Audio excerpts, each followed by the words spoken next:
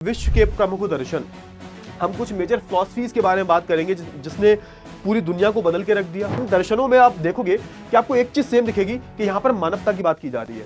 आध्यात्मिक का मतलब क्या है कि जो ईश्वर के बहुत निकट है। आध्यात्मिक का मतलब क्या होता है कि जो ईश्वर से जुड़ चुका है, जो मन से जुड़ चुका है अपने।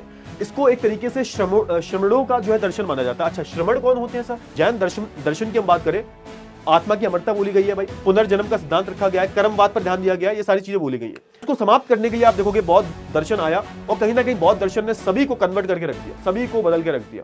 नमस्कार दोस्तों, क्या हाल चाल, कैसे हैं आप लोग? तो स्वागत है आप सभी का हमारे इस प्यारी सी क्लास में। तो भाई आज की इस क्लास की हम बात करें तो सर आज हम क्या करने वाले हैं, तो आज हम एक तीसरा चैप्टर पढ़ेंगे। चैप्टर छूट गया था तो उसके लिए माफी चाहूंगा। तो इस चैप्टर की मैं बात करूं तो इस चैप्टर का नाम है विश्व के प्रमुख दर्शन। हम कुछ मेजर फिलॉसफीज के बारे में बात करेंगे जिसने पूरी दुनिया को बदल के रख दिया। दुनिया में जो लोग हैं, उनके जो विचार हैं, उनको बदल के रख दिया। एक इंसानी जिंदगी को, जो हम एक बहुत ही ज्यादा आदम जिंदगी जी रहे थे, उसको एक दिशा दी। और इसी के बारे में बात करेंगे क्योंकि इसने कहीं ना कहीं सच में हमें दर्शन दिए हैं। दर्शन का मतलब ही क्या होता है? ज्ञान की प्राप्ति। दर्शन का मतलब ही क्या होता है? जब आपके मन में जो सवाल आने लगते हैं, जो मैं कौन हूं, कहां से आया हूं, मेरा उद्देश्य क्या है, मरने के बाद क्या होता है, मृत्यु के बाद होता क्या है भाई, हमारी आत्मा कहां जाती है। तो जब आप अपने चारों तरफ देखते हो इधर उधर, बहुत ही सिंपल भाषा में बता रहा हूं, वैसे तो यार बहुत डीप कॉन्सेप्ट है, बहुत ही सिंपल भाषा में बता रहा हूं मैं तुम्हें कि जो तुम्हें चारों तरफ दिख रहा है, जब आप उसके बारे में सोच विचार करना, चिंतन करना शुरू कर देते हो, तो कहीं ना कहीं आप देखोगे वो चिंतन करने से फिर आपके तर्क डेवलप होते हैं, तर्क विकसित होते हैं। फिर आप कुछ ज्ञान की बातें बोलनी शुरू करते हो, आप तर्क की बातें करनी शुरू करते हो। वही कहीं ना कहीं दर्शन होता है, जो इंसान को, जो एक सामान्य इंसान की बात नहीं करता भाई, है ना। सामान्य इंसान ऐसा नहीं कर सकते। कुछ जो विद्वान हुए, उन्होंने दर्शन का सहारा लिया, वो आप देखोगे उनको ही एक तरीके से दार्शनिक बोला जाता है। यानी कि जो व्यक्ति ये सब बातें कर रहा है सर, जो सामने वाले के विचार को बदलने की कोशिश कर रहा है, सामने वाले को एक अलग लेंस से दुनिया को दिखा रहा है, वो कौन हो जाता है? वो दार्शनिक हो जाता है ना। दर्शन देने वाला दार्शनिक हो गया। तो इसी के बारे में बात करेंगे क्योंकि ये जो दर्शन है, ये जो दार्शनिक हुए, इनकी वजह से आप देखोगे अलग अलग जो धर्म आपको दुनिया में दिखते हैं। कहीं ना कहीं धर्म एक तरीके से एक सेकंड स्टेप होता है दर्शन के बाद। जरूरी नहीं है कि हर एक दर्शन बाद में धर्म बन जाए, लेकिन हाँ, आप देखोगे बहुत सारी जो चीजें होती हैं इन विचारों को, क्योंकि दर्शन क्या है? एक विचार है, ठीक है ना। एक विचार है जो हमें सिखा रहा है, हमें जो अलग अलग चीजें बता रहा है कि भैया जिंदगी का मतलब क्या है, जिंदगी का, हमारे जीवन का सत्य क्या है। तो कहीं ना कहीं जब लोग अपने रोजी आचरण में, अपने व्यवहार में उस चीज को लागू करने लगते हैं, तो वो हमारा धर्म बन जाता है। धर्म का मतलब क्या है? कि जो भी आप काम कर रहे हो वो आपका धर्म है। कर्म ही पूजा है भाई, है ना। तो जो आप काम करते हो वही आपका धर्म है। हर चीज का कोई ना कोई काम होता है, ठीक है, क्लियर हुआ ना। तो इंसानों का काम क्या? मानवता, ठीक है। तो आप देखोगे इस चीज के बारे में हम जो है बात करेंगे, ठीक है सर, बहुत अच्छी बात है। आगे थोड़ा सा हम बात कर लेते हैं। चलिए जल्दी इस चैप्टर को समझने की कोशिश करते हैं और बहुत ज्यादा डिटेल में हम जो है नहीं जाएंगे, बस जो भी इंपॉर्टेंट चीजें उसके बारे में बात करेंगे। अच्छा, पहले के अध्याय में हमने क्या देखा, यानी कि पहले और दूसरे अध्याय में हमने देखा कि किस प्रकार से आप देखोगे अलग अलग समय पर अलग अलग सभ्यताओं का विकास हुआ। उनके अध्ययन को हमने पढ़ा। हमने मेसोपोटामिया की जो पूरी सभ्यता थी, इसके बारे में बात की। हमने इंडस वैली सिविलाइजेशन, सिंधु घाटी सभ्यता के बारे में बात की। हमने यूनान की सभ्यता के बारे में बात की। हमने अलग अलग सभ्यताओं के बारे में, मिस्र की सभ्यता के बारे में बात की। अच्छा, अब हम क्या बात करेंगे सर? अब हमारा अगला चरण आ चुका है। अब इसी टाइम पर आप देखोगे कि बहुत सारे जो कुछ विद्वान हुए, इन्होंने कुछ विचार देने शुरू किए और उनसे कुछ प्रमुख दर्शनों की जो है, कुछ प्रमुख दर्शन आप बोल सकते हो विकसित हुए, उन्हीं को हम पढ़ेंगे। क्लियर हुआ? सबसे पहले हम धर्म और अर्थ की बात करेंगे भाई, जैन दर्शन के बारे में बात करेंगे, वैदिक दर्शन के बारे में बात करेंगे, बौद्ध दर्शन, पारसी दर्शन, यहूदी दर्शन, कन्फ्यूशियस दर्शन। इन दर्शनों में आप देखोगे कि आपको एक चीज सेम दिखेगी कि यहां पर मानवता की बात की जा रही है, यहां पर समाज की भलाई के बारे में बात की जा रही है, ठीक है। यहां पर एट द एंड यही बोला जा रहा है, ये सब जो है, ये सब जो तुम देख रहे हो दुनिया में, ये क्या है सर? ये सब एक मिथ्या है, मोह माया है, इसके आगे कुछ भी नहीं है। मोक्ष प्राप्ति हमारा मेन उद्देश्य है, ठीक है ना। खाली हाथ आए हैं और खाली हाथ जाएंगे। तो आई होप आपको इतनी चीजें क्लियर हो गई होंगी। आगे बढ़ते हैं इस चैप्टर के, तो आप देखोगे कि सभ्यता, जब धीरे धीरे सभ्यताएं बन रही थी, है ना, ह्यूमन सिविलाइजेशन डेवलप हो रही थी, तो उस टाइम पर आप देखोगे बहुत सारे हमारे जो विद्वान लोग हैं, है ना, वो एक तरीके से अलग अलग चीजों के बारे में बात करते थे, अपने चारों तरफ देखते थे, चीजों को देखते थे, ऑब्जर्व करते थे। और कहीं ना कहीं विद्वानों में अलग अलग जो बड़े बड़े विद्वान रहे हैं, उसमें आप देखोगे कि दर्शन की हम बात करें, उनके बीच में बहुत ही चर्चा का विषय रहा है, बहुत ही अभिरुचि रही है उनको इस चीज में कि भैया हमारे चारों तरफ जो चीजें चल रही हैं, चारों तरफ जो घटनाएं हो रही हैं, चारों तरफ जो परिवर्तन हो रहे हैं, ये क्यों हो रहे हैं सर? इसके बारे में सोचना, विचारना, चिंतन करना, ये बहुत टाइम से, आदिकाल से ही चला आ रहा है सर। और बहुत टाइम से, क्योंकि हमारे दिमाग चलायमान होता है। आपने देखा होगा कि हमारा जो दिमाग है कभी शांत नहीं रहता, चलायमान होता है। आपने भी कभी ऑब्जर्व किया होगा कि जब आप खाली बैठे होते हो कुछ ना कुछ मन में आता रहता है। तो ऐसे ही आप देखोगे आदिकाल से ही मानव की एक तरीके से आप बोल सकते हो कि चिंतन करने की, सोचने विचारने की एक तरीके से आपको क्या देखने को मिलेगी, कि आदत देखने को मिलेगी, है ना। एक इंसानी सोच की हम बात करें, इंसानी प्रवृत्ति की हम बात करें, तो इंसान की प्रवृत्ति रही है कि हम कुछ ना कुछ सोचते रहते हैं। हमारा दिमाग जो होता है वो चलायमान रहता है हमेशा। क्लियर हुआ? चलिए, तो ये सारी ये हमारी जो स्वाभाविक प्रक्रियाएं हो रही हैं, ये जो हम चिंतन कर रहे हैं, जो कि एक स्वाभाविक है, एक हमारी प्रवृत्ति है। तो यहां से हमें आप देखोगे कि परम तत्व। अच्छा, परम तत्व की हम बात करें, यानी कि सदा रहने वाला, जो कभी नहीं जा सकता, परम मतलब जो एक सच है, जो एक ट्रुथ है, कि सच्चाई क्या है, असली सच क्या है, जीवन का सच क्या है, ये मिथ्या है क्या है, सर हम कोई सपना देख रहे हैं क्या। तो एक हम बात कर रहे हैं किसके बारे में, परम तत्व के बारे में बात कर रहे हैं। अच्छा, यथार्थ का मतलब क्या होता है? यथार्थ का मतलब होता है जैसा होना चाहिए वैसा, जैसे रूप में होना चाहिए उसी रूप में। तो आप देखोगे कि हम क्या कर रहे हैं सर, ये हमारी जो एक प्रक्रिया जो है जिससे हम चिंतन विचार कर रहे हैं, इससे हम क्या कर रहे हैं, इससे हम परम तत्व की खोज करने की कोशिश कर रहे हैं सर, जांच करने की कोशिश कर रहे हैं। जीवन के सत्यों को बारे में, जीवन के जो भी सत्य हैं उनके बारे में खोज विचार करने की जो है कोशिश कर रहे हैं सर। और अलग अलग सवाल हमारे मन में आते हैं सर, मैं कहां हूं, कैसे आया हूं, कौन हूं, कहां से आया हूं, मृत्यु के बाद क्या होता है, क्या है ना, आत्मा अमर होती है। ये सारी जो चीजें हमारे दिमाग में आने लगी थी। आत्मा का शरीर से क्या संबंध है, मृत्यु के बाद मैं कहां जाऊंगा, ये अलग अलग आप देखोगे, अलग अलग धर्मों की हम बात करें, उन सभी धर्मों में इसके बारे में बताया गया है। और कहीं ना कहीं ये जो विचार उत्पन्न हुए, इसी ने कहीं ना कहीं आप देखोगे, ये जो दर्शन उत्पन्न हुए, इसी ने कहीं ना कहीं आप देखोगे धर्म को, मजहब को, अलग अलग जो पंथ है उनको जन्म दिया। और कहीं ना कहीं मनुष्य ने क्या किया, मनुष्य ने इस चीज को आगे बढ़ाने में मदद की। ऑब्वियसली दर्शन जो है वो बदलता रहता है जैसे जैसे समय आगे बढ़ता है। जैसा आपने देखा होगा कोई भी धर्म जो होता है, जैसे कोई ऐप आप डाउनलोड करते हो तो समय के साथ साथ जो ऐप होता है वो अपडेट होता रहता है ना। हाँ, वैसे ही आप देखोगे कि कोई भी दर्शन की हम बात करें, वो समय के साथ साथ विकसित होने लगता है, और उसमें आप देखोगे इंसानों का बहुत बड़ा योगदान होता है। ठीक है सर। अच्छा, और सिंपल सी बात यहां पे फिर से बोला गया, दर्शन जो है कुछ नहीं है, बस ज्ञान और सत्य की खोज है सर। बहुत अच्छी बात है, यहां से इतना ही आपको बस पढ़ना है। अच्छा, याद रखना कि जब दर्शन की हम बात करें तो दुनिया के अलग अलग भागों में दर्शन विकसित हुए, और दर्शन जब विकसित होते हैं तो वहां का भूगोल का बहुत बड़ा, वहां की जो परिस्थितियां हैं, वहां का जो भूगोल होगा और वहां कैसा अनुभव है, उसके हिसाब से हर जगह का दर्शन अलग अलग होता है। तो दर्शन का जब जन्म होता है तो आप देखोगे वहां की जो परिस्थितियां बनी हुई है, जैसे आप देखोगे ना, बौद्ध धर्म की हम बात करें, बौद्ध दर्शन की हम बात करें, तो बौद्ध दर्शन के बारे में भी हम बात करेंगे। तो उस टाइम पर हमारे समाज में काफी सारी चीजें थी, कुरीतियां थी, जाति प्रथा थी, ऊंच नीच, छुआछूत, ये सब था। तो ऐसी परिस्थितियों में आप देखोगे बौद्ध दर्शन का जन्म हुआ। तो जो हमारे गौतम बुद्ध थे, उन्होंने इन सारी चीजों पे, जो हमारे समाज में कुरीतियां चल रही थी, उन पर सवाल उठाने शुरू किए। ठीक है, जैसे आप देखोगे, हम बात करें इस्लाम की, तो वहां पर इस्लाम में भी, उधर आप अगर अरब में जाओगे तो अरब में हालत बहुत खराब थी। वहां पर औरतों की, महिलाओं की इज्जत नहीं की जाती थी, बहुत बुरी हालत थी वहां पर। तो कहीं ना कहीं आप देखोगे वहां पर फिर मोहम्मद साहब ने अपने विचार चलाने शुरू किए, अपने विचार फैलाने शुरू किए।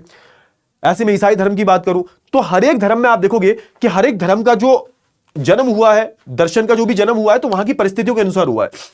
और कहीं ना कहीं इस दर्शन को इंप्लीमेंट कैसे किया गया है, तो धर्म के द्वारा, है ना। धर्म ने क्या किया, धर्म ने वो जो दर्शन में जो भी ज्ञान की बातें की गई हैं, उसको इंसानी जिंदगी में, उनके व्यवहार, उनके आचरण में लागू किसने किया है, वो किया हमारे धर्म ने।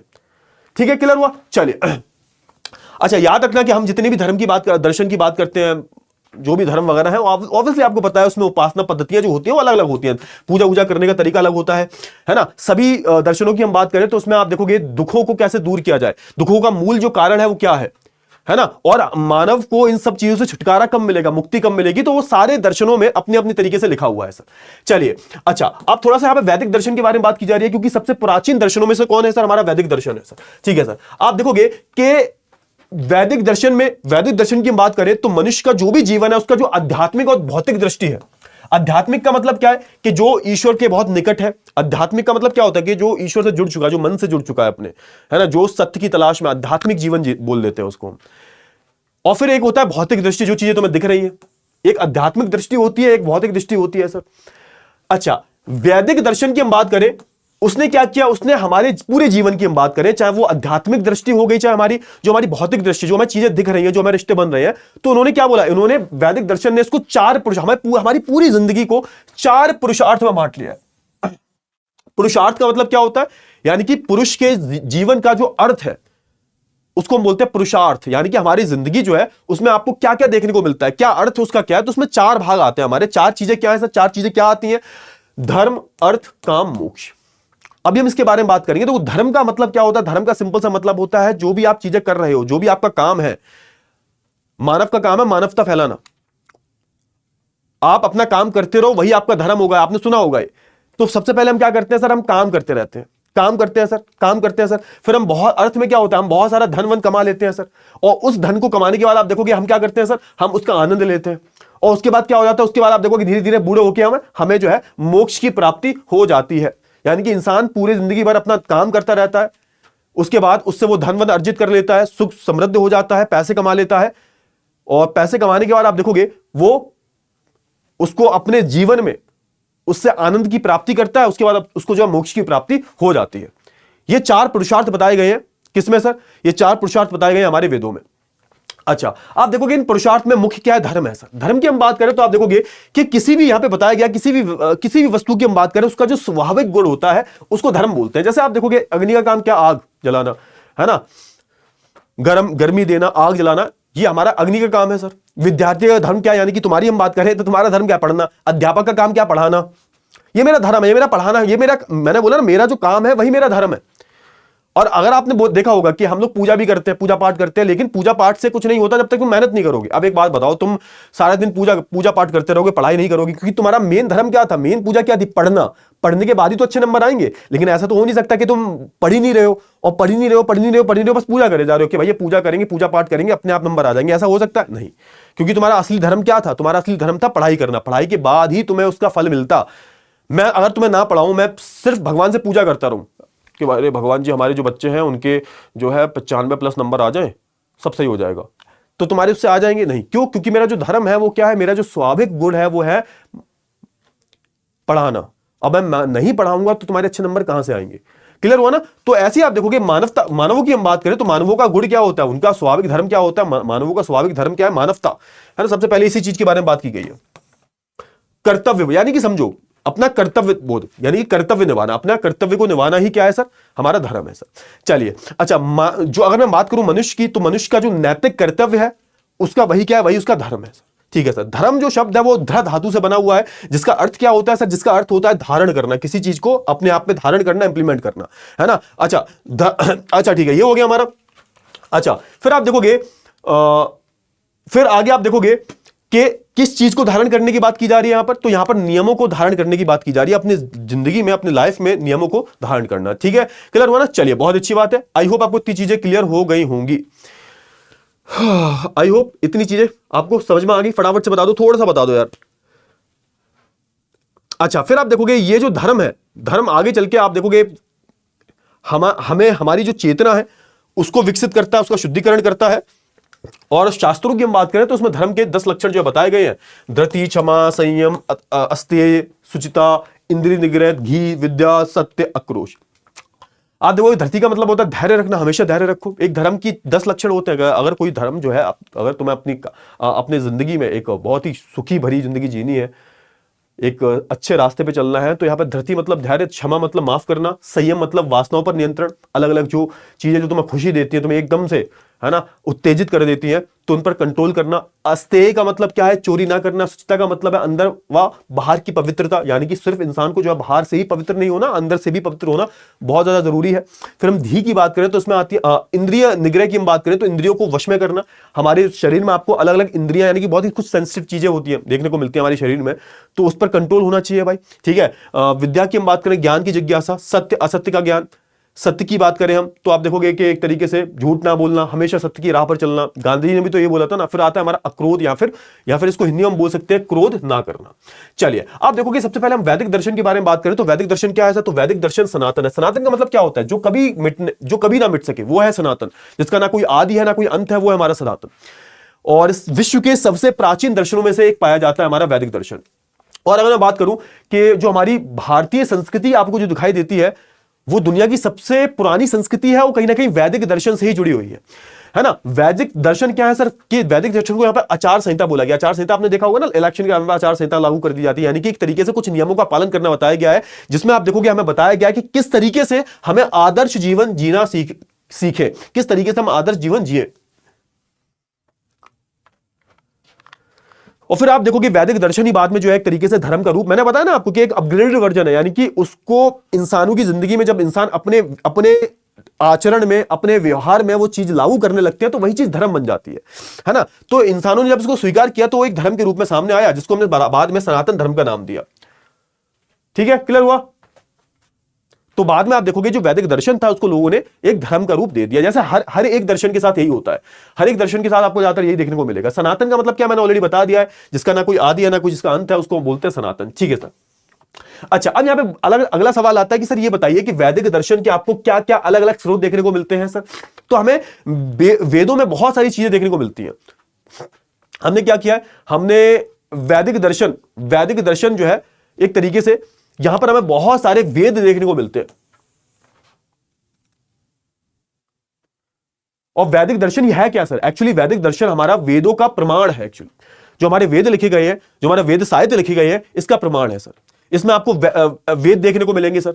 फिर आप देखोगे आपको ब्राह्मण ग्रंथ देखने को मिलेंगे, जिसमें आप देखोगे कि जो वेदों में लिखा हुआ, जो वेदों में लिखा हुआ है, जो भी श्लोक लिखे हुए हैं, मंत्र लिखे हुए हैं, उसको उसका उच्चारण उसको सरल भाषा में ब्राह्मण ग्रंथों में बताया गया है सर। फिर आपको क्या मिलेगा, आर्यक देखने को मिलेगा। आर्यक की हम बात करें, यह क्या है सर, तो यहां पर इसका मतलब क्या, आर्य का मतलब होता है जंगल, वृक्ष। तो जो भी ऋषि मुनि उपासना वगैरह करते थे, तो यानी कि जो भी मंत्र वगैरह लिखे हैं उसके पीछे का लॉजिक क्या है, ये बेसिकली किसके लिए बनाया गया था, तो जो बहुत ज्यादा पूजा पद्धति करते हैं जो ऋषि मुनि है उनके लिए बनाया गया था। फिर आप देखोगे उपनिषद की हम बात करें, ये क्या था सर, ये एक तरीके से कंपाइलेशन था पूरा, जो हमारे जितने भी वेद है उसमें जो भी मेन चीजें हैं वो सबको कंपाइल करके उपनिषद में डाला गया था। यानी कि समझो वेदों में बहुत सारी चीजें थी, बहुत सारी अलग अलग जो तामझाम जो होता है जिसका कोई मतलब नहीं होता, अलग अलग जो हम जो भी रीति रिवाज जो होते हैं फॉलो किए जाते हैं, उन सबको हटाकर जो एक है ना, एक कंसाइज फॉर्मेट जो है वो उसमें किसमें दिया गया, वो हमारे उपनिषदों में दिया गया। और इसको बाद में इसको वेदांत भी बोला जाता है, यानी कि पूरे वेदों का ये सार है, इसको वेदांत भी बोलते हैं हम।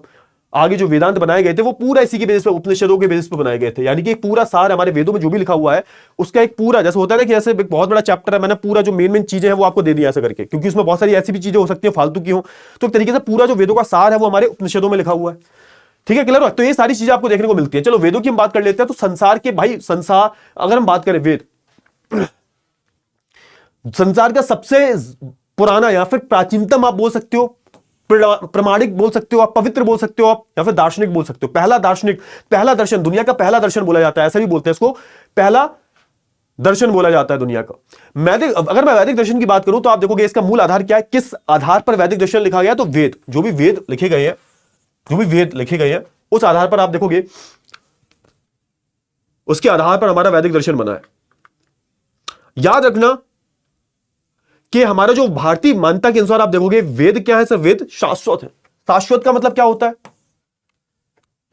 कि जो ईश्वर के द्वारा बोला गया, ईश्वर के द्वारा लिखा हुआ, ईश्वर की ये वाणी है, शाश्वत बोलते हैं इसको। क्या बोलते हैं इसको, शाश्वत बोलते हैं। ठीक है सर। और वेद का अर्थ ही क्या होता है, वेद का अर्थ होता है ज्ञान। वेद का अर्थ क्या होता है, वेद का अर्थ होता है ज्ञान, ज्ञान की प्राप्ति। अच्छा, वेद यहां पर फिर थोड़ा सा वेद के शब्द को तोड़ा गया है। वेद जो है एक तरीके से संस्कृत शब्द विद से मिला हुआ है, विद धातु से मिला हुआ है, और विद का मतलब होता है जानना, चीजों को जानना। जैसे हम बात करें किसी समाज की, सभा की, उसके किस तरीके से चलाया जाए, समाज को सही रास्ते पे कैसे ले जाया जाए, तो एक तरीके से वेद बताता है कि मानवों को अपनी जिंदगी जीनी कैसी है। नियम शास्त्र, एक तरीके से मानव जीवन का एक तरीके से नियम शास्त्र देखने को मिलता है, जहां पर हमें जिंदगी जीने के तरीके बताए जाते हैं। वेद 4 है। सबसे पहले हम बात कर लेते हैं ऋग्वेद के बारे में। तो ऋग्वेद जो है दुनिया का सबसे प्राचीनतम वेद है, देवताओं के बारे में लिखा हुआ है इसमें। आप देखोगे इसी वेद में आपको गायत्री मंत्र भी मिलेगा, और इसमें आपको 10 मंडल देखने को मिलेंगे। 10 मंडल इज लाइक अ चैप्टर। जैसे आपके में अलग अलग आपकी किताब है, किताब में अलग अलग चैप्टर्स होते हैं, तो मंडल इज लाइक अ चैप्टर्स, और इसमें आपको 10,552 मंत्र से ज्यादा मंत्र देखने को मिलते हैं। अच्छा, प्रथम मंडल की हम बात करें तो इसमें बात की गई है सत्य के बारे में। सत्य, ईश्वर को सत्य बताया गया यहाँ पे, है ना। सत्य क्या है, ईश्वर ही सत्य है। और विद्वान जो लोग हैं उसको अलग अलग नामों से पुकारते हैं। और ये one of the most oldest हमारी टेक्स्ट बुक है, और सबसे वन ऑफ द ओल्डेस्ट जो एक हमारा जो one of the oldest philosophy की हम बात करें वो हमारी वैदिक फिलॉसफी मानी जाती है। फिर आता है यजुर्वेद। यजुर्वेद की हम बात करें तो यजुर्वेद में क्या लिखा हुआ है सर? तो इसमें कर्म को प्रधानता दी गई है। इसमें आपको 40 अध्याय देखने को मिलेंगे और करीबन करीबन 1975 आपको मंत्र देखने को मिलेंगे, जिसमें आपको अधिकतर यज्ञ के मंत्र है। जो तामझाम जो होता है उन सभी को इसी में लिखाया गया है सर। यज्ञ कैसे किया जाता है, पूजा पाठ कैसे किया जाता है, पूरी जो पूजा पद्धति जो है, कर्म कांड जो है वो इसमें लिखे हुए हैं। इसको 2 भागों में विभाजित किया गया है, शुक्ल यजुर्वेद और कृष्ण यजुर्वेद में। इसको 2 भागों में बांटा गया। इसके बारे में इतना अंदर जाने की जरूरत नहीं है। फिर आता है हमारा सामवेद। सामवेद एक तरीके से भारतीय संगीत, हमारा जो भारतीय संगीत है उसका एक मूल है। इसमें आप देखोगे कि जो ऋग्वेद में जो मंत्र लिखे गए हैं उनका उच्चारण कैसे करना है, या फिर आप बोल सकते हो उनका जो संगीतमय रूप जो है वो किसमें लिखा हुआ है, वो आपका सामवेद में लिखा हुआ मिलेगा। अब भाई जब हम पूजा वगैरह करते थे देवताओं की तो हम सीधा मंत्र नहीं बोल सकते, उनका उच्चारण करना पड़ता था। तो आप समझो कि जो देवता की पूजा करी जाती थी, पूजा करने के लिए जो मंत्र है उसमें शामिल किए गए हैं, जिसमें आप देखोगे इनको कैसे बोला जाएगा, किस तरीके से इनको गाया जाएगा, वो लिखा हुआ है यहाँ पे। संख्या की बात करें तो 1875 संख्या है इनकी मंत्रों की। सामवेद में आपको अधिकतर जो भी चीजें मिलेंगी, जो भी आपको श्लोक वगैरह देखने को मिलेंगे, जो भी रचनाएं देखने को मिलेंगी, वो सारी की सारी किसकी है सर? ऋग्वेद की है सर।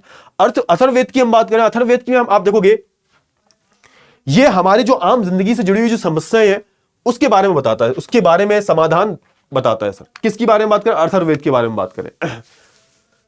जो भी हमारे जीवन है, जो भी हमारे जीवन में जो भी समस्याएं, हमारा जो समाज है, समाज में जो भी नियम है उसका संकलन करता है, उसके बारे में बताता है, उसके प्रॉब्लम्स के बारे में बताता है।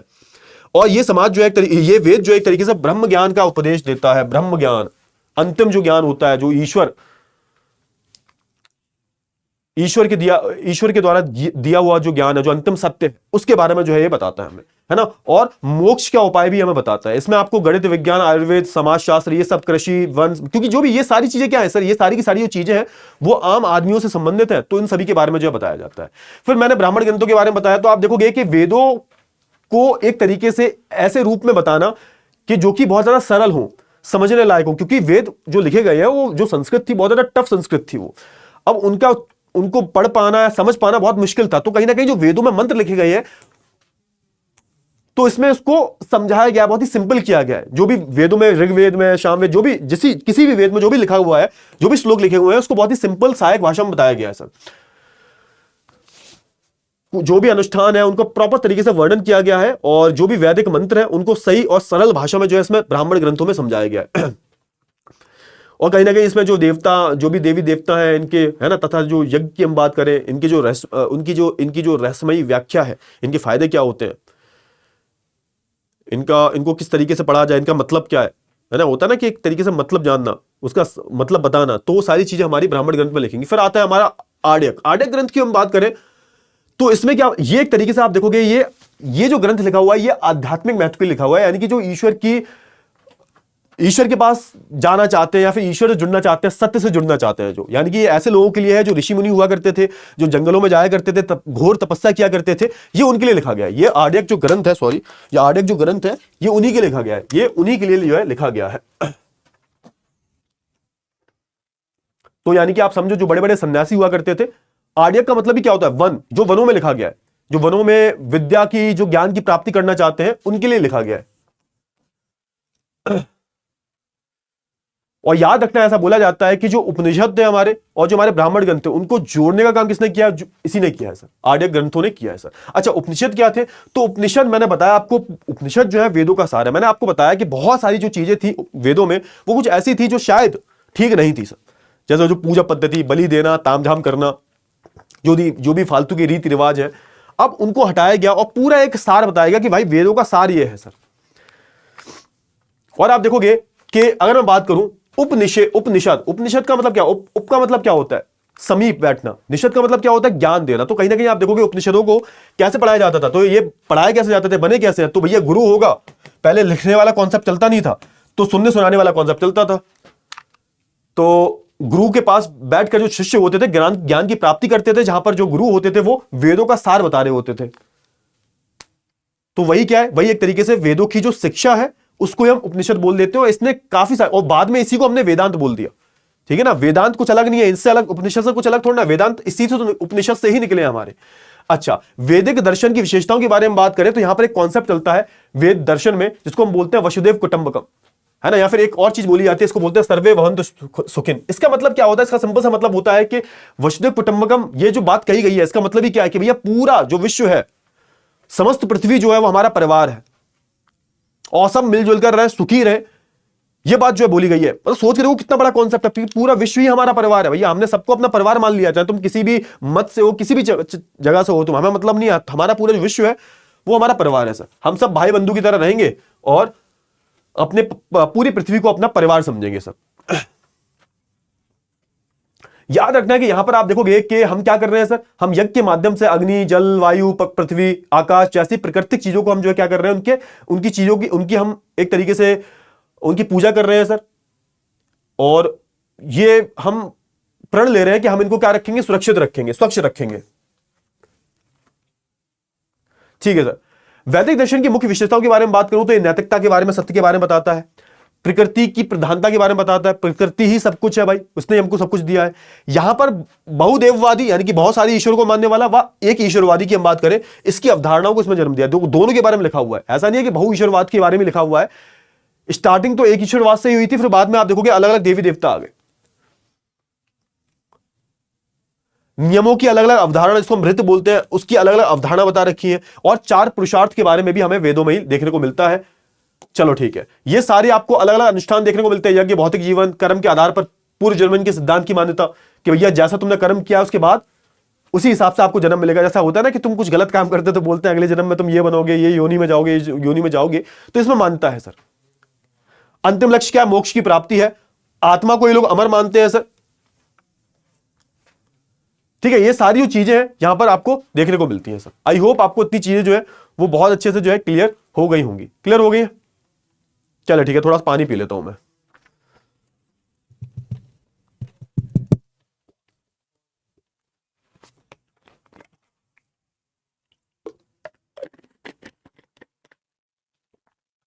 चलिए, इतनी चीजें क्लियर हुई, ठीक है। आगे बढ़ते हैं भाई। यहां तक आत्मा अमर है, मर नहीं सकती।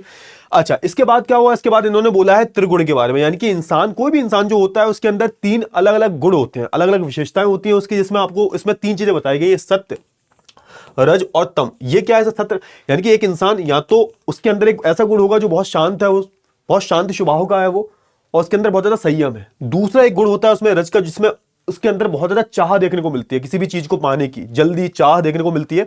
और तीसरा ये तम है, जिसमें उसकी कुछ आपको जो है अशांति या फिर कुछ बुराइयां देखने को मिलेंगी, या फिर उसकी अज्ञानता देखने को मिलेगी। तो किसी भी इंसान में ये 3 चीजें होती हैं। बस यहां पर संतुलन बनाए रखना जरूरी होता है कि भैया हमारे अंदर क्या होना चाहिए सर, हमारे अंदर ये चीज ज्यादा होनी चाहिए सर, है ना, सत्य ज्यादा होना चाहिए। फिर आप देखोगे यहां पर एक और चीज बताई गई, एक विशेषता और बताई गई है, इसको हम बोलते हैं ऋण की अवधारणा। यानी कि ऋण मतलब जैसे आपने किसी का आपने ज्यादा ले रखा है, किसी का आपने एहसान ले रखा है कहीं ना कहीं, ऐसा इसको ऋण बोला जाता है। जैसे आप देखोगे एक बोलते हैं देवऋण। देवऋण की हम बात करें तो हमारे यहां पर देवी देवताओं किसको माना गया था?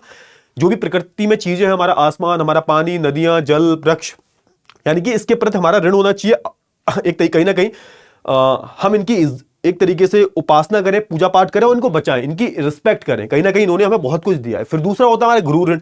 गुरु पर भी आपका एक बहुत बड़ा ऋण होता है। जैसे मेरे पर बहुत बड़ा ऋण है भाई आपका, अरे मजाक कर रहा हूं।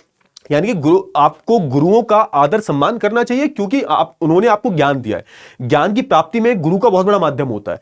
फिर आता है हमारा क्या? फिर आता है पितृऋण। पितृऋण का मतलब है कि आप अपने माँ बाप की सम्मान, इज्जत करो। एक तरीके से आपका धर्म है। आपका धर्म क्या है? अपने माँ बाप को प्यार देना, सम्मान देना, है ना, और एक तरीके से उनकी इज्जत करना, एक तरीके से यहां पर बोला गया है। ठीक है, क्लियर हुआ? ये सारी अवधारणा देखने को मिलती है ना। फिर आप देखोगे ये सारी चीजें जो है आप पढ़ लोगे, ठीक है। इतनी ही चीजें, इतनी ही विशेषताएं बहुत जरूरी है। फिर इसके अलावा सहिष्णुता की हम बात करें, टॉलरेंस लेवल की हम बात करें, है ना, विश्व भातृत्व की प्रेरणा कि सब भाईचारा मेंटेन रहे, सब हम भाई हैं, कोई अलग नहीं है, पूरा विश्व एक ही है।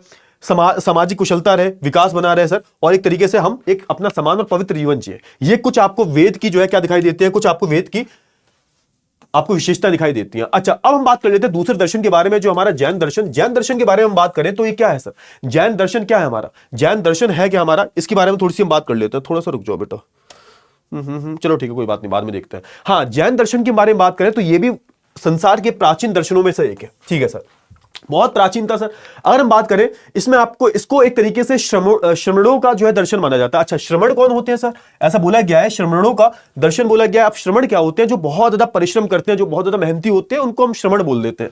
अच्छा ठीक है, इसमें आपको क्या दिखेंगे सर? इसमें आपको जैन दर्शन में आपको 24 तीर्थकर दिखेंगे, यानी कि 24 आपको यहां पर दार्शनिक दिखेंगे जिन्होंने कहीं ना कहीं कुछ ना कुछ जैन दर्शन को दिया है सर, है ना। और सबसे पहले कौन थे? यानी कि ऐसा बोला जाता है जो फाउंडर रहे होंगे, जिन्होंने जैन धर्म की स्थापना की, वो थे हमारे ऋषभदेव। कौन थे सर? सबसे पहले थे ऋषभदेव, है ना। अंतिम भगवान की हम बात करें, अंतिम इनके जो भगवान थे, अंतिम इनके जो गुरु थे जैन धर्म के, वो हमारे कौन थे? वो थे हमारे महावीर स्वामी। अब ऐसा बोला जाता है कि महावीर स्वामी ने इसको पूरा रिवाइव किया था एक तरीके से। इनका बहुत बड़ा कॉन्ट्रीब्यूशन है जैन धर्म को अलग लेवल पर पहुंचाने में।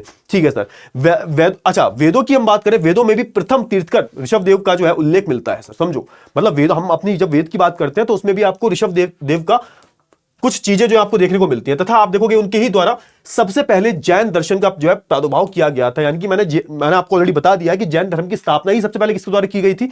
ऋषभदेव के द्वारा की गई थी। चलिए, और कहीं ना कहीं इनको ही जैन धर्म का संस्थापक या फिर प्रवर्तक बोला जाता है। क्लियर हुआ ना? चलिए, 24वें तीर्थक की बात करें महावीर की, एक तरीके से आप देखोगे इनका जन्म की हम बात करें, इनका 6वीं शताब्दी ईसा पूर्व में जन्म हुआ था। और कहीं ना कहीं आप देखोगे कहीं ना कहीं जो ऋषभदेव की विचारधारा थी उसको एक तरीके से एक नई, उसका एक पुनर्जन्म करवाया था किसने भाई?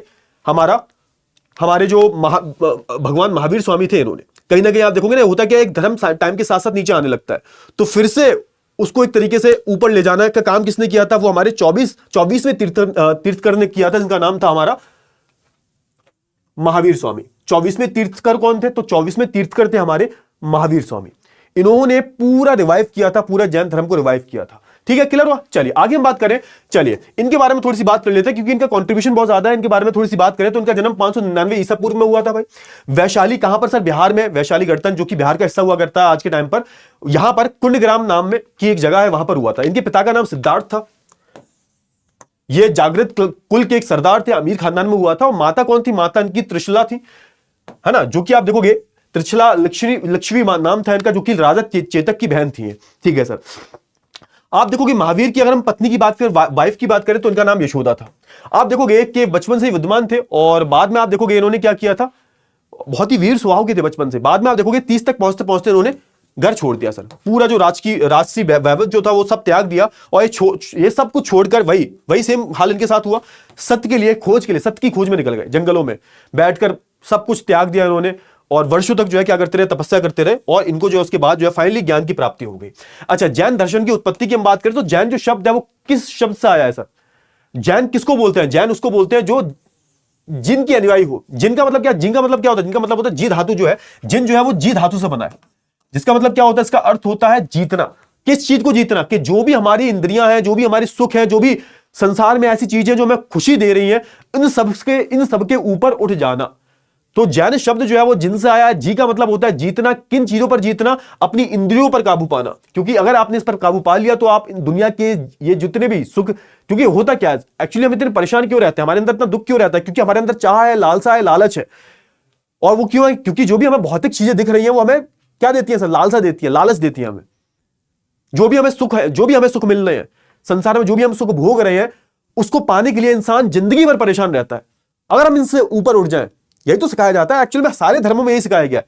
अगर हम इंद्रियों पर कंट्रोल कर ले तो कहीं ना कहीं, है ना, हमें जो है मुक्ति मिल जाएगी सर, है ना, हमें सच मिल जाएगा। सच है क्या? जैन दर्शन के त्रिरत्न क्या है? 3 रत्न है इनके, और 3 रत्नों की थोड़ा सा हम बात करें तो उसमें एक्चुअली आप बोल सकते हो कि इन 3 रत्नों में आप देखोगे महावीर स्वामी जो थे उन्होंने उपाय बताए हैं, और उन्होंने इसका उद्देश्य बताया। तो 3 रत्न हमारे सम्यक दर्शन है, हमारे सम्यक ज्ञान है हमारा, और सम्यक आचरण है हमारा।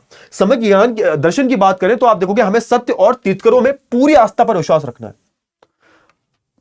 सम्यक जो तीर्थकर है और जो हमें सत्य है, इन पर हमें भरोसा रखना है, पूरी आस्था रखनी है। सम्यक ज्ञान की हम बात करें तो आप देखोगे इसका अर्थ क्या होता है? संदेह रहित वास्तविक ज्ञान प्राप्त करना, जिसमें सच्चाई हो, जो आपको बताया आप हैं कौन। सच्चे और पूर्ण ज्ञान की प्राप्ति ही क्या है? हमारा सम्यक ज्ञान है। और यह आपको कहां मिलेगा? तो जो भी अलग अलग तीर्थकर हुए हैं, इन्होंने जो भी उपदेश दिए हैं, इनके उपदेशों में आपको यह मिलेगा सर। सम्यक आचरण क्या होता है? तो मनुष्य को अपनी इंद्रियों को वश में करना है। अपनी जो भी इंद्रियां होती हैं उनको अपने वश में करना है, और सत्य की ज्ञान की प्राप्ति करनी है। अतः इंद्रियों पर आपको संयम करना पड़ेगा, और इसके बाद ही आप देखोगे आपको सत्य की प्राप्ति हो पाएगी सर। अच्छा, जैन दर्शन के आपको पंच महाव्रत देखने को मिलते हैं। क्या क्या चीजें देखने को मिलती है, मतलब आपको ये 5 चीजों की क्या करनी पड़ेगी, आपको 5 चीजों का पालन करना ही करना पड़ेगा। पहला है हमारा अहिंसा, दूसरा हमारा अमृषा, तीसरा हमारा अस्तेय, और चौथा है हमारा अपरिग्रह की हम बात करें, और पांचवा हमारा ब्रह्मचर्य, अपरिग्रह और ब्रह्मचर्य। ठीक है, चलिए अगर मैं अहिंसा की बात करूं तो आपको क्या करना है सर। महावीर, जो हमारे महावीर थे, इन्होंने एक तरीके से होता है ना, हमने एक वो भी तो श्लोक भी तो ना, अहिंसा परमो धर्म, तो इनका मूल मंत्र है क्या सर।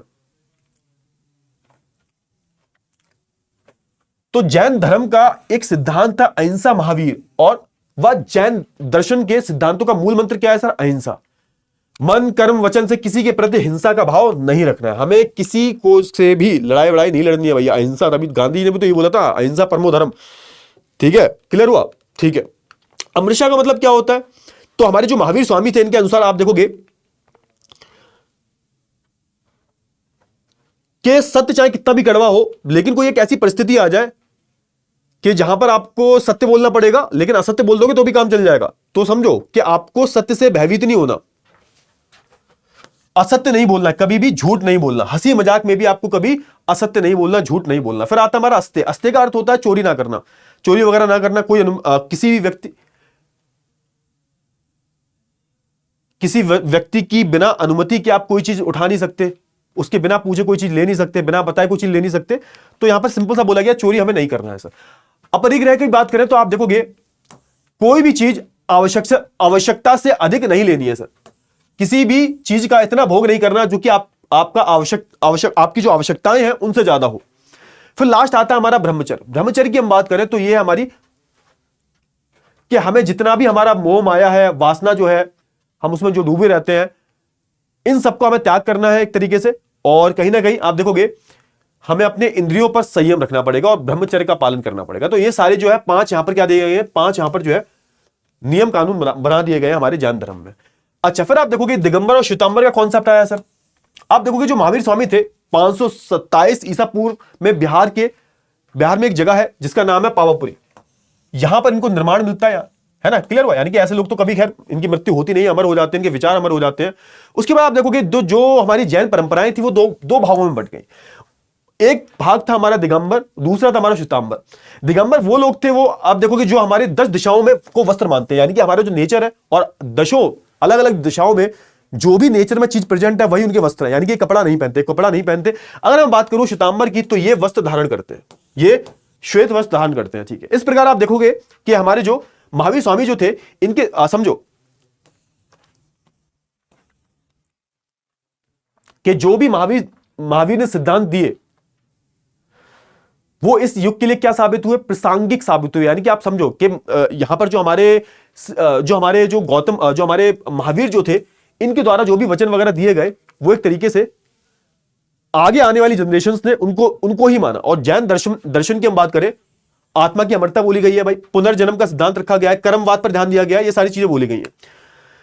जैन दर्शन की हम बात करें, अगेन हम बोलेंगे उस टाइम पर जो भी परिस्थितियां रही होंगी तो उसके खिलाफ ही जैन धर्म था भाई। जो भी छुआछूत की हम बात करें, जो भी हम बात करते हैं किसके बारे में, जातिवाद के बारे में बात करते हैं, जो भी आडंबर है उनके बारे में बात करते हैं, है ना, नारी का सम्मान करो, ये सारी जो चीजें हैं वो हमारे जैन धर्म में बोली गई हैं। अब हम बात कर लेते हैं बौद्ध धर्म के बारे में। तो बौद्ध धर्म के बारे में बात करें तो आप देखोगे इसी टाइम पर जैनिज्म का जो विकास हो चुका था, उसके बाद हमारा बौद्ध दर्शन आया।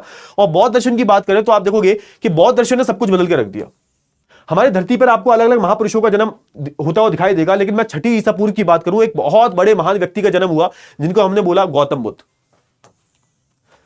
और मैंने क्योंकि बोला कि जो भी परिस्थितियां बनी हुई थी उसके हिसाब से आप देखोगे किसी भी दर्शन का जन्म होता है तो उस टाइम पर जो भी हमारा रूढ़वादी समाज था, जो भी हमारा जातिवादी समाज था, जो भी हमारा समाज जटिल हो चुका था, क्योंकि उस टाइम पर सनातन धर्म में बहुत सारी दिक्कतें थी, बहुत सारी परेशानियां थी, बहुत सारी कुरीतियां थी, तो उसको समाप्त करने के लिए आप देखोगे बौद्ध दर्शन आया। और कहीं ना कहीं बौद्ध दर्शन ने सभी को कन्वर्ट करके रख दिया, सभी को बदल के रख दिया। अब ये 4 महत्वपूर्ण घटनाएं हैं। एक को हम बोलते हैं महाविष्णुनीकरण बोलते हैं, महाविष्णुनीकरण, संबोधि बोलते हैं दूसरे को, तीसरे को बोलते हैं धर्म चक्र परिवर्तन, और चौथे को बोलते हैं महापरिनिर्वाण। ये 4 जो चीजें हुई है, 4 जो घटना हुई है, इससे सब कुछ बदल के रख। इन 4 चीजों से आप देखोगे कि हमारे जो गौतम बुद्ध जो थे इनकी जिंदगी को बदल के रख दिया। महात्मा बुद्ध की थोड़ा जीवन की हम बात कर लेते हैं तो इनका जन्म 63 ईसा पूर्व में शाह की गणराज्य में हुआ था, जो कि तत्कालीन जो राजधानी थी कपिलवस्तु, इसके निकट जो एक जगह है नेपाल में पड़ती है आज के टाइम पर, लुम्बिनी में हुआ था इनका जन्म, लुम्बिनी में। इनके पिता की हम बात करें शुद्धोधन शाक्य थे, जो कि शाह की गढ़ के मुखिया भी थे भाई। और इनकी माता की बात करें तो माता का नाम क्या था? माता का नाम था इनका महादेवी। बचपन की बात करें तो बचपन में इनका नाम गौतम बुद्ध स्टार्टिंग से नहीं पड़ा था, सिद्धार्थ नाम था इनका। याद रखो, स्टार्टिंग से धीरे धीरे आप देखोगे इनके पिताजी को, ऐसा बोला जाता है इनके पिताजी को एक बाबा मिले थे, उन्होंने बोला था कि तुम्हारा जो, तुम चाहे आप कितना भी कोशिश कर लो कि तुम्हारा लड़का जो है राजा तो नहीं बनेगा, ये जो भी संसार के सुख है ना, उन सबको छोड़ के ये छोड़ के चला जाएगा, तुम कितनी भी कोशिश करोगे रोकने को नहीं रुकेगा, ऐसा बोला जाता है। और ऐसा ही हुआ भाई। स्टार्टिंग में आप देखोगे इनके पिताजी ने इनको सारे संसार के सुख दिए, सारे, सब कुछ दिया, लेकिन फिर भी आप देखोगे एक टाइम तक क्या थे, बोर हो गए, कुछ बचा नहीं था इनके पास में। फिर आप देखोगे इनके जीवन के 4 जो बहुत ही आप बोल सकते हो कि महत्वपूर्ण जो एक घटनाएं हुई, उनसे इनकी जिंदगी बदल गई। पहली बात तो इन्होंने क्या किया, पहली बात तो इन्होंने किसी एक वृद्ध व्यक्ति को देख लिया, तब तक इन्हें पता ही नहीं था भाई इंसान बूढ़ा भी होता है भाई। एक बीमार व्यक्ति को देख लिया, क्योंकि बीमार पड़े नहीं थे कभी। एक फिर मृत व्यक्ति को देख लिया कि भाई मृत्यु भी होती है, और फिर एक सन्यासी से मिल लिया। और इन्होंने तय किया कि भैया 29 वर्ष की आयु में अपना घर छोड़ देंगे, सब कुछ छोड़ छाड़ कर ये बिना बताए चले गए। और इनके जीवन, जब इन्होंने घर छोड़ा तो इसको बौद्ध साहित्य में क्या बोला जाता है, तो बोला जाता है महाविष्णुकरण, यानी कि ये पहला वाला, ये वाला महाविष्णुकरण, जब इन्होंने अपने घर को त्याग दिया था। ठीक है, क्लियर हुआ? क्लियर हुआ। चलिए, फिर आप देखोगे महाविष्णुकरण के उपरांत आप देखोगे उन्होंने क्या किया, उन्होंने कई वर्षों तक सन्यासी जीवन व्यतीत किया, ज्ञान की प्राप्ति के लिए इधर उधर घूमते रहे भाई। पहले आप देखोगे कि एक ऋषि हुए आलार कलाम की हम बात करें, बहुत बड़े तपस्वी थे, इनके पास ज्ञान अर्जन करने के लिए गए, लेकिन उनसे भी सेटिस्फेक्शन नहीं मिला कि भैया अभी तो और चाहिए ज्ञान। फिर इधर उधर भागे ये लोग, फिर ये ज्ञान की जिज्ञासा में भागे। एक ब्राह्मण आचार्य के पास गए, उनसे ज्ञान की प्राप्ति करी उन्होंने। फिर रामपुत्र के पास गए, लेकिन इनकी ज्ञान की ज्ञान की जो लालसा जो थी वो खत्म ना हुई। फिर सिद्धार्थ जो थे, उन्होंने निर्णय लिया कि वो अकेले जाएंगे, अब क्योंकि इनको सब कुछ मिल चुका था, बस अब ये जो है एक जगह बैठ के क्या करेंगे, मेडिटेशन करेंगे। अपने 5 साथियों के साथ गए थे, उर्वेला जगह का नाम है, वहां पर गए और इन्होंने नदी के पास एक वृक्ष के नीचे जो है घोर तपस्या करनी शुरू कर दी। ये फिर भी संतुष्ट ना हुए, इनके जो साथी थे इन्होंने इनका साथ छोड़ दिया, छोड़ कर चले गए। बट फिर इन्होंने क्या किया, इन्होंने ध्यान लगाने के लिए अकेले ध्यान लगाने का जो है निश्चय किया। और वहां पे एक पेड़ था जिसको पीपल का पेड़ बोला जाता है, उसी के नीचे इन्होंने ध्यान लगाया। 7 दिन तक आप देखोगे ध्यान लगाने के बाद फाइनली उनको क्या मिलती है सर, उनको जो है एक तरीके से ऐसा बोला जाता है, उनको आत्मबोध हो गया, एक तरीके से उनको समझ में आ गया वो कहां है, कौन है, सच्चाई क्या है, सब कुछ जो है इन्होंने समझ में आ गया। और यहीं से आप देखोगे, यहां से आप देखोगे कि यहीं से बौद्ध कहलाने लगे। क्या कहलाने लगे? बौद्ध कहलाने लगे। आत्मबोध मतलब, बोध का मतलब क्या होता है? ज्ञान की प्राप्ति हो जाना, तभी से इनको बौद्ध बोला जाने लगा। और जिस वृक्ष के नीचे इन्होंने तपस्या की थी, इसको क्या बोला जाने लगा? उसको, जिस पीपल के वृक्ष के नीचे इन्होंने तपस्या की थी, इसको बोधि वृक्ष के नाम से जाना जाने लगा। और इसी का नाम बोध गया पड़ गया है ना। आज गया जो शहर है बिहार में, वो एक तरीके से क्या है सर, जो गया शहर है वो इसी के नाम पर रखा गया है। ठीक है ना। अच्छा, जो बिहार राज्य में है, जीवन की इस घटना को क्या बोला गया? तो जीवन की इस घटना को बोला गया संबोधि, यानी कि ये वाला संबोधि। पहली घटना हो गई जब उन्होंने अपने घर को त्यागा, दूसरी जो घटना है इसको बोला गया संबोधि। ठीक है। अब ये क्या करेंगे सर? आप देखोगे ये क्या करेंगे, अब ये जो है उनको ज्ञान की प्राप्ति हो चुकी है, उसके बाद अब क्या करेंगे सर? अब ये जाकर जो है अपना पहला उपदेश देंगे। पहला उपदेश कहां पर दिया? सारनाथ में, जो कि अभी अपना ये यूपी वाला जो हिस्सा है इसमें आता है।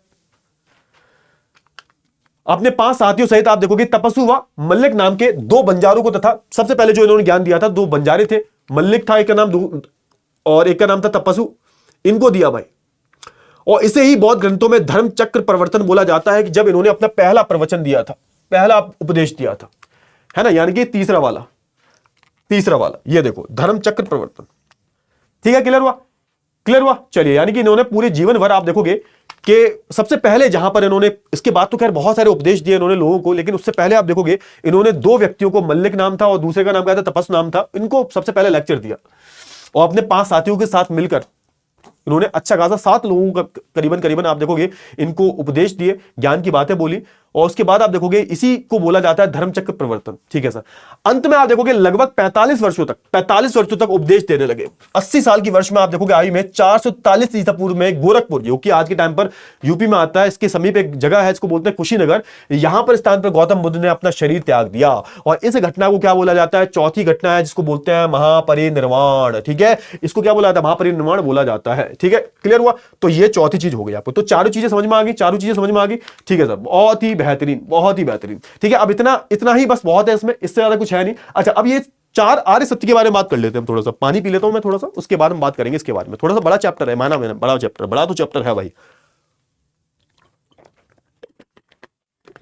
अच्छा, इन्होंने 4 चीजें बताई। अब क्योंकि ये उपदेश है, किसके उपदेश है? हमारे गौतम बुद्ध के। इन्होंने 4 चीजें बताई। इन्होंने बोला कि 4 चीजें हमेशा रहेंगी। पहली चीज है दुख। संसार में जन्म मरण, संयोग वियोग, लाभ हानि, ये सब चलता रहता है और यही सब दुख का कारण है। दुख का कारण है क्या? हमारे अंदर क्या? हमारे अंदर है लालसा, तृष्णा, लालच, वासना। ये सब खत्म हो जाए तो कहीं ना कहीं दुख भी खत्म हो जाएंगे। अरे भैया, हमें दुख क्यों है? क्योंकि हमें एक्सपेक्टेशन है भाई, हमें अंदर से लालसा है किसी न किसी चीज की, हमारे अंदर लालच भरा हुआ है। दुख का निरोध कैसे किया जाए, कैसे दूर किया जाए? यानी कि जब हमारे अंदर लालसा खत्म हो जाएगी तो तृष्णा जो है वो खत्म हो जाएगी, लालसा खत्म हो जाएगी, तो दुख खत्म हो जाएंगे सारे के सारे। और इन्होंने 8 मार्ग दिए, यानी कि 8 मार्ग दिए इन्होंने। ठीक है ना, ये सारे 8 मार्ग दिए, यानी कि इन्होंने क्या बोला कि ठीक है, दुख खत्म हो जाएंगे, मैं गारंटी लेता हूं, लेकिन 8 चीजों पर आपको जो है अमल करना पड़ेगा, आपको उस रास्ते पर जो है चलना पड़ेगा। सम्यक दृष्टि, सम्यक संकल्प, सम्यक वाणी, सम्यक कर्म, सम्यक जीवन, सम्यक प्रयास, सम्यक समृद्धि, सम्यक समाधि। इन चीजों पर ध्यान दिया। ये सारी चीजें सेम लग रही है भाई जैन, क्योंकि हर एक दर्शन में एंड में यही बोला गया है। सम्यक दृष्टि की बात करें, सत्य असत्य, पाप पुण्य आदि में भेदभाव करने से 4 आर्य सत्यों में जो है विभाजन पैदा होता है। समझो, पहले सबसे पहले बोला गया यहां पे सम्यक संकल्प। पहली बात तो जो भी आसपास तुम्हें जो चीजें अट्रैक्टिव दिखाई दे रही हैं, जो तुम्हें अंदर से तुम्हारी वासना को जगा रही है, उन सबसे दूर रहो। मानसिक विकास और नैतिक विकास का संकल्प लो। दूसरा है हमेशा सत्य और मीठी वाणी बोलो। तीसरा क्या है भाई? कर्म, अच्छे कर्म करो।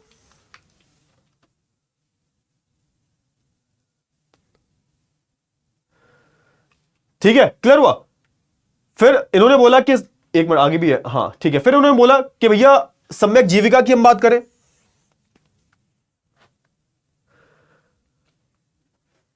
अपनी जीवन जीने के लिए, आजीविका के लिए अलग अलग अपने आजीविका के लिए पवित्र तरीके अपनाओ। प्रयासों की हम बात करें, अपने आप को अच्छा बनाने का प्रयास करते रहो और शरीर को अच्छे कार्यों में लगाओ। सम्यक समृद्धि की हम बात करें तो अपनी गलतियों को हमेशा याद रखना, विवेक और सावधानी से कर्म करने का प्रयास करो। गलतियों को याद रखो, गलतियों को रिपीट मत करो। ये सारी चीजें बताई गई है। आई होप आपको इतनी चीजें जो है बहुत अच्छे से क्लियर हो गई होंगी। क्लियर हो गई? एक मिनट रुक जाओ बेटा जी, एक मिनट।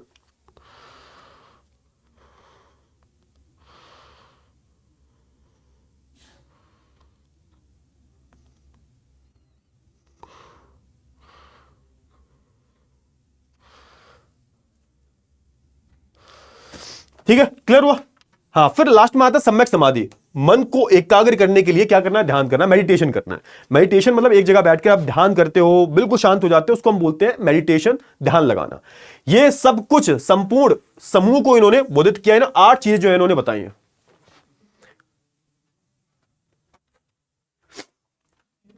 पहली बात तो हमें क्या करना है? सम्यक दर्शन। देखो, सम्यक शब्द जो है, सम्यक उसमें भी इस्तेमाल हुआ था जैन धर्म में, जैन दर्शन में भी, इसमें भी इस्तेमाल होता है। इसका सिंपल सा मतलब क्या है कि समूह को एक पूरी सम्यक दृष्टि मतलब एक पूरी समूह, एक तरीके से यहां पर बोला गया है संपूर्ण रूप से दृष्टि, संपूर्ण रूप से संकल्प, संपूर्ण रूप से वाणी। तो संपूर्ण रूप से बोलते हैं इसको, हम बोलते हैं सम्यक। पूरा एक समूह बोल लो, संपूर्ण रूप से बोल लो, तो उसको हम सम्यक बोल देते हैं। पहली बात तो सत्य असत्य पाप पुण्य में हमें भेद करना है। इसी के बाद आपको जो है अलग अलग जो सत्य है उस पर क्या पैदा होगा? उस पर जो विश्वास पैदा होगा। इसी पर, इसके बाद ही क्या होगा? जब आप इन सारी चीजों में डिफरेंशिएट कर लोगे, तभी जो जिंदगी की जो 4 चीजें हैं वो होंगी भाई। 4 जो सत्य हैं, 4 आर्य सत्य जो है, उस पर विश्वास पैदा होता है। फिर उन्होंने बोला कि भैया हमें ये सारी जो चीजें, तृष्णा से दूर रहना है, अच्छी वाणी में बात करनी है, अपने अच्छे अच्छे कार्य करने हैं, है ना। एक तरीके से आप देखोगे हमें जो है ध्यान व्यान करना है, तो ये सारी चीजें बोली सर। फिर उन्होंने क्या बोला सर कि इनके 4 जो नैतिक 4 नहीं सॉरी, ये 5 जो नैतिक आचरण है, इनके बारे में इन्होंने बात की। 5 नहीं, एक्चुअली 8 1 2 3 4 5, हाँ 10 चीज, हाँ 10 आचरण बताए इन्होंने। 10 आचरण बताए, सॉरी यहां पे लिखा भी है 10 नैतिक आचरण। इसमें अहिंसा, सत्य, अस्तेय, वही सारी चीजें जो सही, वही सारी चीजें, सुगंधित पदार्थों का त्याग, ये सारी चीजें हमें अट्रैक्ट करती है ना, सुगंधित, जैसे हम सेंट वेंट लगा लेते हैं तो अट्रैक्ट हो जाते हैं भाई। असमय भोजन का करना, नृत्य व गान की त्याग, कोमल शैष्या का त्याग करना, कामनी कंचन का त्याग करना, ये सब श्रृंगार विंगार की बात कर रहे हैं, इन सारी चीजों की बात कर रहे हैं, इन सबका त्याग कर दो। मतलब ये है कि एक तरीके से जिंदगी में जो भी चीजें तुम्हें सुख दे रही हैं उन सारी चीजों का जो है तुम्हें त्याग करना है। ठीक है सर, आगे हम बात करें तो आप देखोगे, अगर मैं बौद्ध धर्म की बात करूं तो बौद्ध धर्म को कहीं ना कहीं आप देखोगे बाद में ये धर्म भी दो अलग अलग सेक्ट में डिवाइड हो गया था, बट गया था सर। और इसको बोला गया हीनयान और दूसरा बोला गया महायान। हीनयान मानने वाले जो जो लोग हैं उनका मत यह है कि जो नियम एक बार बन गए हैं उनको परिवर्तन नहीं किया जा सकता। जैसे होता है ना, क्योंकि कोई धर्म जो है वो अलग अलग सेक्ट्स में बढ़ जाता है। जैसे मुस्लिमों की हम बात करें, शिया सुन्नी की हम बात करें, शिया सुन्नी हो गए। क्रिश्चियनिटी की हम बात करें, कैथलिक और प्रोटेस्टेंट्स। अभी मैंने जैनों की बात करी, श्वेतांबर दिगंबर, है ना, ये बात की मैंने। वैसे आप देखोगे बौद्ध धर्म भी आगे चलकर आप देखोगे दो भागों में बट गया था। एक भाग ऐसा निकला जो मानता था कि कोई भी परिवर्तन जो है, जो भी हुआ, जो भी चीजें हुई हैं वो फिक्स रहेंगी, नियम बदले नहीं जाएंगे, कोई भी परिवर्तन नहीं बदला जा सकता, ऐसे लोगों को बोला गया हीनयान।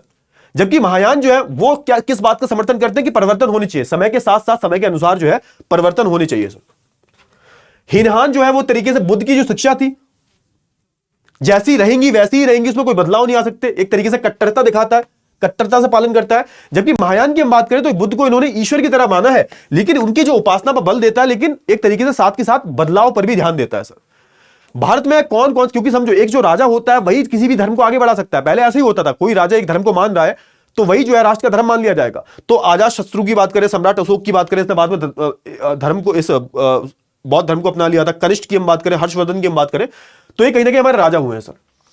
फिर आप देखोगे इसका बौद्ध धर्म का अंत कैसे हुआ, तो इसमें बोला जाता है कई सारे जो अटैक्स हुए एशिया से, आप देखोगे मध्य एशिया से बहुत सारे अटैक्स हुए, हुन्स के, मंगोल, मोहम्मद बिन कासिम, मोहम्मद गजनबी, मोहम्मद गौरी। इन अटैकों ने बौद्ध धर्म को बहुत ज्यादा नुकसान पहुंचाया, क्योंकि बौद्ध धर्म को आप देखोगे ना, हमारा पूरा जो उत्तरी पूर्वी एशिया है, हमारा मध्य एशिया है, अफगानिस्तान की हम बात करें, पाकिस्तान की आज की बात करें, बहुत बड़े इलाके में बौद्ध दर्शन फैल चुका था। आज भी विश्व के कई देशों में आपको बौद्ध धर्म के अनुयायी देखने को मिलेंगे। और बौद्ध धर्म का अंतिम लक्ष्य क्या है? मोक्ष की प्राप्ति करना ही एक तरीके से बौद्ध दर्शन का अंतिम लक्ष्य। ठीक है, मन में पैदा होने वाली तृष्णा या वासना को खत्म कर दो, बुझा दो, यही तो बोला था हमारे गौतम बुद्ध ने। ठीक है ना, ये सारी चीजें बोली थी। फिर हम बात कर लेते हैं पारसी दर्शन के बारे में। पारसी दर्शन के बारे में बात करें तो ये भी बहुत पुराना दर्शन है। फारस या फिर जिसको आज के टाइम पर ईरान बोलते हैं, वहां पर इसका जन्म हुआ था। अब ऐसे बोला जाता है कि जो आर्य जो थे, इनका जो ईरानी शासक जो था, जिसको, है ना, इसने क्या किया था, इसने पैगंबर जरस्तु जो थे, इस दर्शन के संस्थापक माने जाते हैं। इनको पैगंबर के नाम से, जो एक तरीके से ईरान के शासक भी थे, इनको पैगंबर जरस्तु बोला जाता है और एक तरीके से इनको संस्थापक माना जाता है। इनके मुख्य देवी देवता क्या है, तो सूर्य, पृथ्वी, चंद्रमा, ये सब जो है इनके मुख्य देवी देवता है। और आप देखोगे सूर्य को सबसे बड़ा देवता मानते हैं। ठीक है, क्लियर हुआ? इतनी चीजें क्लियर हुई? उस टाइम पर आप देखोगे इसको हम क्या बोलते थे, इसको हम एक तरीके से श्रवण दर्शन के नाम से भी इसको हम जानते थे। ठीक है ना, क्लियर हुआ? चलिए, आप देखोगे कि ये श्रवण दर्शन बाद में आप देखोगे पारसी दर्शन बन गया। यानी कि ये कुछ अलग नहीं है, श्रवण दर्शन बाद में चलकर पारसी धर्म बन गया।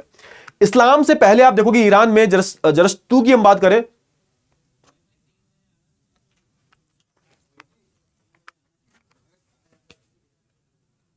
यह काफी प्रचलन में था। यानी कि ईरान में आज के टाइम पर तो इस्लाम है, लेकिन अगर मैं पारसी दर्शन की बात करूं, जरस्तुस्त्र दर्शन की बात करूं, तो इसमें आपको एक चीज देखने को मिलती है। क्या देखने को मिलता है सर? कि एक तरीके से इस्लाम के आने से पहले ईरान में यह एक अच्छा खासा दर्शन चलता था। लेकिन उसके बाद क्या हुआ? इसके बाद आप देखोगे बहुत सारे इस्लामिक अटैक हुए और उसके बाद आपको देखने को मिलेगा कि यहां पर पूरी तरह से पारसी दर्शन खत्म हो जाता है, पारसी धर्म खत्म हो जाता है। ठीक है, क्लियर हुआ? आई होप आपको। अच्छा, जरथुस्त्र की हम बात करें, तो जरथुस्त्र का जन्म कहां हुआ था? तो जरथुस्त्र जो थे, इनका जन्म हुआ था पश्चिमी ईरान में। कहां पर हुआ था? तो अजमेर बेजान प्रांत में हुआ था इनका जन्म।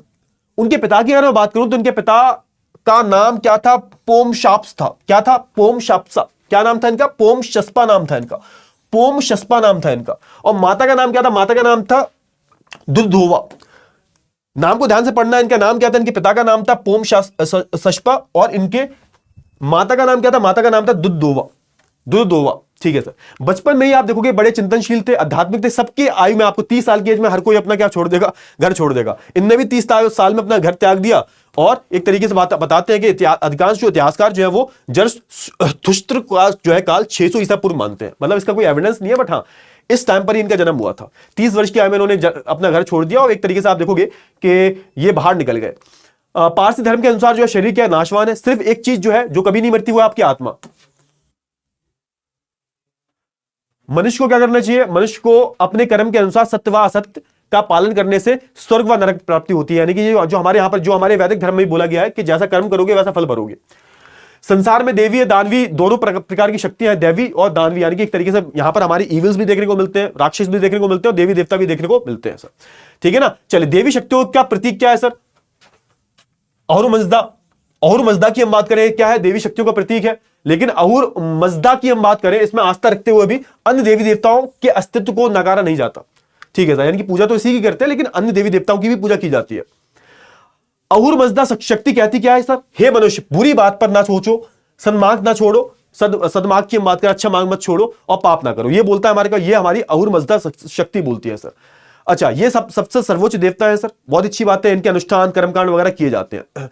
इसलिए पारसियों को अग्नि पूजक भी कहा जाता है। यानी कि यहां पर सबसे ज्यादा अग्नि की पूजा की जाती है। सूर्य को जो अपने सबसे बड़ा देवता ये मानते हैं। याद रखना है, शवों को जब इनकी हम बात करें, जब कोई इनके यहां पर इंसान मर जाता है तो कर्मकांड में आप देखोगे शवों को जलाते नहीं है।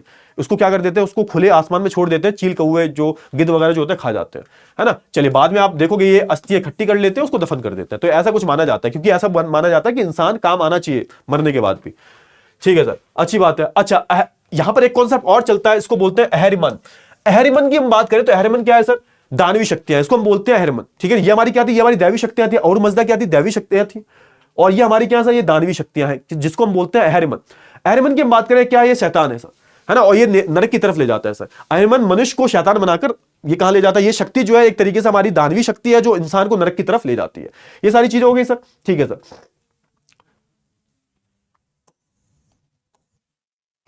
तो जरस्तु की हम बात करें, इनकी मृत्यु के बाद आप देखोगे इनकी शिक्षाएं जो है पूरे फारस यानी कि पूरे ईरान में फैल गई। फिर आप देखोगे कि अरब, फिर आप देखोगे लगभग 333 ईस्वी में आते आते अरब में मुसलमान आ गए और इस्लाम आ गया। उसके बाद आप देखोगे इन्होंने आक्रमण किए और कहीं ना कहीं आप देखोगे पारसी धर्म को पूरी तरह से मिटाने की कोशिश की गई। बहुत सारे पारसी लोग जो थे वो हमारे भारत में भी आ गए और आज के टाइम पर आपको पारसी लोग हमारे भारत की अर्थव्यवस्था को आगे ले जाते हुए दिखाई देंगे सर, है ना। हमारे भारत जो पारसी लोग जो थे कहां आए थे? आप देखोगे गुजरात में आ गए थे आके। ये लोग गुजरात में आ गए थे, गुजरात में इन्हें राजा ने पनाह दी थी। और आज भी आप देखोगे कि हमारे देश में सबसे सुख संपन्न जो कम्युनिटी देखने को मिलती है वो पारसी कम्युनिटी देखने को मिलती है। है ना, जेडी टाटा की हम बात करें, है ना, अभी हम बात करें अपने जमशेदजी टाटा जी की बात करें, रतन टाटा जी की हम बात करें, तो ये सब क्या था? ये सब आपको जो है बहुत बड़े बड़े क्या देखने को मिलेंगे? बहुत बड़े बड़े आपको जो है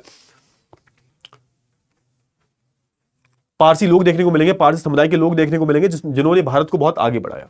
चलिए ठीक है, क्लियर हुआ। चलिए आप देखोगे, अब हम बात कर लेते हैं किसके बारे में? अब हम बात कर लेते हैं यहूदी दर्शन के बारे में। यहूदी दर्शन की हम बात करें तो आप देखोगे दुनिया का सबसे प्राचीन दर्शन है सर। आरंभ किसने किया था? तो पैगंबर हजरत अब्राहम ने किया था। ठीक है सर। याद रखना कि अगर मैं बात करूं, उनको अब्राहमिक रिलीजन का भी हिस्सा माना जाता है। ये तीनों जो लोग हैं, इनके जो पूर्वज हैं, इनके जो पूर्वज थे एक ही थे सर, अब्राहम जिनको बोलते थे। अच्छा, आप देखोगे यहूदी दर्शन का आरंभ पैगंबर हजरत अब्राहम से माना जाता है। अब्राहम के बाद आप देखोगे यहूदी इतिहास में सबसे बड़ा नाम मूसा था। ठीक है सर, बहुत अच्छी बात है। ठीक है, मूसा की हम बात करें, मूसा ये आगे लेके गए थे सर। मूसा ही यहूदियों के प्रमुख विस्तकार माने जाते हैं। ठीक है सर, मूसा को ही सबसे पहले चली आ रही परंपरा को स्थापित करने के कारण ही यहूदी दर्शन का जो है संस्थापक माना जाता है। सर समझो कि ये जो परंपरा रही थी यहूदी दर्शन की, ये चली आ रही थी, लेकिन आप देखोगे इसको प्रॉपर तरीके से व्यवस्थित करने का श्रेय किसको जाता है? वो जाता है हमारे मूसा, है ना। इनकी एक नेटफ्लिक्स पे एक कहानी भी है, देखना, बहुत अच्छी है सर। मूसा को इसका मुख्य संस्थापक माना जाता है। ठीक है ना, क्लियर हुआ। इसका प्रारंभ किसने किया था? यहूदी दर्शन का प्रारंभ जो है पैगंबर हजरत अब्राहम ने किया था, लेकिन इसको व्यवस्थित ढंग से लागू किसने किया, स्थापित किसने किया? तो वो किया हमारे मूसा ने, तो उनको जाता है। यहूदी दर्शन की उत्पत्ति कैसे हुई? तो आप देखोगे कि अब्राहम जो थे, मैंने बोला आपको कि अब्राहम रिलीजन जो है, जो कि मानता है एक ईश्वरवाद को, इनके जो भगवान है यहूदी, ईसाई, मुसलमान, इन तीनों दर्शनों की हम बात करें, इनको लोग अपना पितामह मानते हैं। तीनों सब लोग इनको पता मान, चाहे मुसलमानों की बात करूं, ईसाई की बात करूं, चाहे मैं यहूदियों की बात करूं। अब्राहम के दो बेटे थे भाई, एक है ना, एक हजरत इसहाक था, एक था हजरत इस्माइल। दोनों के पिता एक थे किंतु मां अलग अलग थी, समझो थोड़ा सा, ठीक है। ठीक है, अब्राहम के पोते का नाम क्या था? अब्राहम जो थे इनका पोता, उनका नाम था याकूब। याकूब का बेटा जो हुआ यहूदा, यहूदा के नाम पर ही उसने, एक तरीके से आप देखोगे यहूदा जो था, यहूदा के नाम पर ही आप देखोगे उनके वंशज यहूदी कहलाए सर। तो यहूदा के जो आगे चल के वंशज जो हुए इनको बोला गया यहूदी। फिर आप देखोगे हजरत इस्माइल के जो आगे वंशज जो हुए इनको क्या बोला जाता है सर? इनको फिर ये मुस्लिम इनको मानते, मुस्लिम इनको मानते हैं, हजरत इस्माइल को मानते हैं। तो कहीं ना कहीं आए किससे? आए तो एक ही से है ना, अब्राहम से। तो अब्राहम रिलीजन का पार्ट माना जाता है इनको, ठीक है सर। और कहीं ना कहीं इनमें बहुत सारी सिमिलैरिटीज भी देखने को मिलती हैं। चलिए, मूसा मिस्र के फराव के जमाने, फराव मतलब जो राजा हुआ करते थे मिस्र में उस टाइम पर, ये यहां पर उस टाइम पर कोई यहूदी धर्म नहीं चलता था। तो इस टाइम पर ये आए और इन्होंने ये ऐसा मानते थे कि भाई उनकी मां ने उसे नील नदी में बहा दिया था, फिर भी आप देखोगे उसे नदी से निकालकर फराव की पत्नी ने पाला। बड़े होकर वह देखोगे वह मिस्र के राजकुमार बने सर, मिस्र के राजकुमार बने। बाद में क्या किया इन्होंने? बाद में आप देखोगे उसने जो है यहूदियों को जागृत कर एकजुट किया, और यहूदी मान्यताओं के अनुसार जो है ईश्वर एक है। ईश्वर एक है, यहाँ पे इनको यही माना जाता है कि ईश्वर एक ही होता है। बस ये सब इनकी जो है मान्यता है, ठीक है, ये सब इनकी जो है मान्यता आपको दिखाई देती है। यहूदी ग्रंथ की हम बात करें, इसको बोलते हैं हम, है ना, ये हिब्रू में लिखा गया है, हिब्रू भाषा में लिखा गया है, इसको हम बोलते हैं तनख इब्रानी। जो हिब्रू भाषा में लिखा गया है, जो ईसाइयों की बाइबल का पूर्वाध, यानी कि बाइबल से पहले, यानी कि बाइबल में जो चीजें मिलती हैं वो भी इसी में आपको बहुत सारी चीजें जो है, बहुत सारे जो रेफरेंस जो है आपको बाइबल में देखने को मिल जाएंगे, और बाइबल से पहले लिखी गई है। यहूदी अपने ईश्वर को क्या बुलाते हैं सर? यहोवा कहते हैं, यहोवा, अल्लाह, जीसस, यहोवा, ये सब बुलाते हैं सर, ठीक है। ठीक है, क्लियर हुआ? चलिए, यहूदियों के पुरोहित को रब्बी बोला जाता है। पुरोहित जो है इनके जो पूजा पाठ करने वाले होते हैं रब्बी बोलते हैं। तथा पूजा स्थल को जो है कहा क्या बोला जाता है? सिनागोग बोला जाता है। यानी कि जैसे मस्जिद होती है, जैसे क्या होती है, जैसे हमारी चर्च होते हैं, जैसे मंदिर होते हैं, वैसे इनकी पूजा स्थल को सिनागोग बोला जाता है। ठीक है, क्लियर हुआ ना? यहूदी दर्शन की शिक्षा ये सारी लिखी हुई है। मैं स्वामी हूं, तेरा ईश्वर हूं, तुझे दास्ता से मुक्त करने वाला हूं भाई। सारी तुम्हें जितनी भी तुम्हारी तुम्हारी बेड़ियां लगी हुई है उन सबसे मैं तुम्हें मुक्त कर दूंगा। तू किसी ईश्वर को नहीं मानेगा, एक ईश्वर के अलावा तू अपने स्वामी और अपने प्रभु का नाम व्यर्थ नहीं करने देगा। तो ये सारी जो है यहां पर शिक्षा दिखाई देती है। 6 दिन तू काम करेगा, 7वें दिन विश्वास करेगा, ये प्रभु का दिन है। एक दिन यानी कि तुम्हें प्रभु को दिन को देना पड़ेगा। माता पिता का सम्मान करना, हत्या नहीं करेगा, चोरी नहीं करेगा, बुरा काम नहीं करेगा। सारी धर्मों में यही कहानी आपको देखने को मिलेगी, ठीक है। यहूदी दर्शन के अनुसार नैतिकता ही मानव जीवन की पहचान है भाई, समझो। ये हर धर्म में बोला गया, नैतिकता, आपको मानवता दिखानी है। ईश्वर के बनाए हुए जो नियम कानून है उनका आपको पालन करना पड़ेगा, उनका उल्लंघन नहीं करना चाहिए। यरूशलेम की बात करें तो यरूशलेम एक बहुत ही महत्वपूर्ण स्थान है, क्योंकि समझो ये एक तरीके से ना सिर्फ यहूदियों के लिए बल्कि मुसलमानों के लिए, बल्कि क्रिश्चियनिटी, ईसाइयों के लिए भी बहुत महत्वपूर्ण जगह है। यह इजराइल देश की विवादित राजधानी है जिस पर हर कोई कब्जा करना चाहता है। और इसका रीजन यही है कि यहूदी, इस्लाम और ईसाई तीनों दर्शनों में आप देखोगे जो अनुयायी जो है उसका दावा करते हैं, क्योंकि यही यहूदियों का पवित्र सुलेमानी मंदिर है यहाँ पे।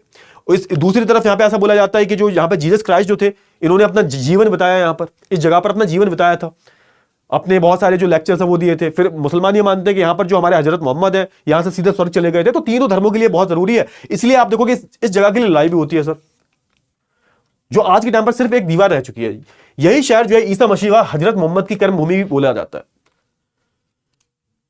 लेकिन यहां पे ऐसा बोला जाता है कि यरूशलेम जो है प्राचीन यहूदी राज का एक केंद्र माना जाता है, राजधानी रहा है सर। यहीं पर मूसा ने यहूदियों को धार्मिक शिक्षा दी थी, ऐसा बोला जाता है। मूसा ने यहां पर यहूदियों को धार्मिक शिक्षा दी थी, इसीलिए आप देखोगे ये जगह जो है यहूदियों के लिए बहुत ज्यादा पवित्र मानी जाती है।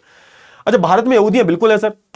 भारत में आपको जो केरल राज्य जो है वहां पर मालाबार जो हमारा तट है वहां पर आपको काफी अच्छे खासे जो है यहूदी देखने को मिलेंगे। यहां से प्रवेश किया था, और जो अतिथि प्रिय हिंदू राजा जो थे, इन्होंने यहूदी नेता जोसेफ को उपाधि और जागीर प्रदान की थी। यहूदी कश्मीर व पूर्वोत्तर राज्यों में भी बसे हुए हैं, और आपको बहुत सारे यहूदी भारत में जो है देखने को मिलेंगे। लास्ट दर्शन बचा हुआ है हमारा कन्फ्यूशियस दर्शन। इसके बारे में बात करें तो आप देखोगे कि जिस टाइम पर भारत में महावीर और महात्मा बुद्ध जैसे बड़े बड़े दार्शनिकों का जन्म हुआ, उसी टाइम पर आप देखोगे चीन में एक बहुत बड़े दार्शनिक थे जिनका नाम था कन्फ्यूशियस, इनका जन्म हुआ। एक बहुत बड़े समाज सुधारक, धर्म सुधारक थे, समाज सुधारक थे बहुत बड़े।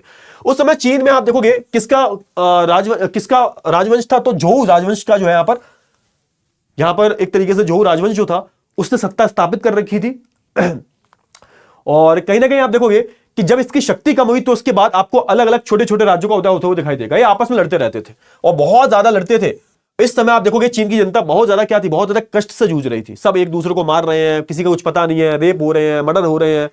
तो कहीं ना कहीं चीन के वासियों को नैतिकता का पाठ पढ़ाने में आप देखोगे कन्फ्यूशियस का बहुत बड़ा योगदान रहा है। इनके अगर मैं जीवन दर्शन की बात करूं तो आप देखोगे इनका जन्म जो है ईसा मसीह से पहले हुआ था, बहुत पहले 550 वर्ष पहले हुआ था, यानी कि 550 बीसी की बात की जा रही है। कहां पर हुआ था? चीन में एक प्रदेश है, इसको बोलता है शानदान प्रदेश, जहां पर हुआ था।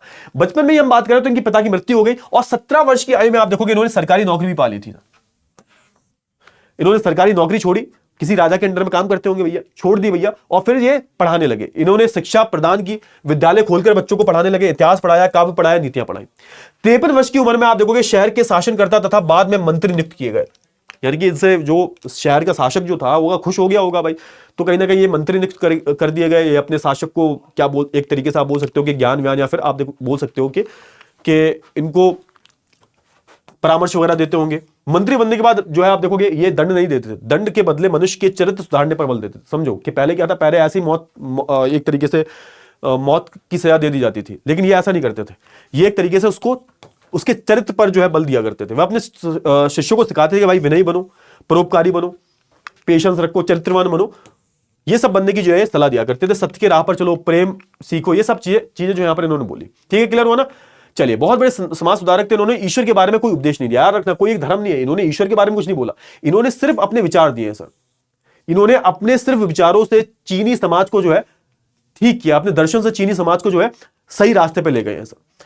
ठीक है, क्लियर हुआ ना? चलिए, एक तरीके से आप देखोगे यही था हमारा कन्फ्यूशियस का दर्शन। इसी के साथ आप देखोगे कि सारी जो चीजें खत्म हुई सर, सारी चीजें खत्म हुई। ये सारे दर्शन जो हमने पढ़ लिए हैं सर, बाकी इसी के साथ हमारा जो पूरा चैप्टर है वो खत्म हुआ। आई होप आपको सारी जो चीजें हैं वो बहुत अच्छे से क्लियर हो गई होंगी। तो ये आखिरी चैप्टर था, खत्म हुआ। आखिरी मतलब तीसरा चैप्टर था जो बचा हुआ था, खत्म हुआ। आई होप आपको सारी चीजें क्लियर हो गई होंगी। तो हम मिलेंगे अगली क्लास में, तब तक के लिए बाय बाय, टेक केयर।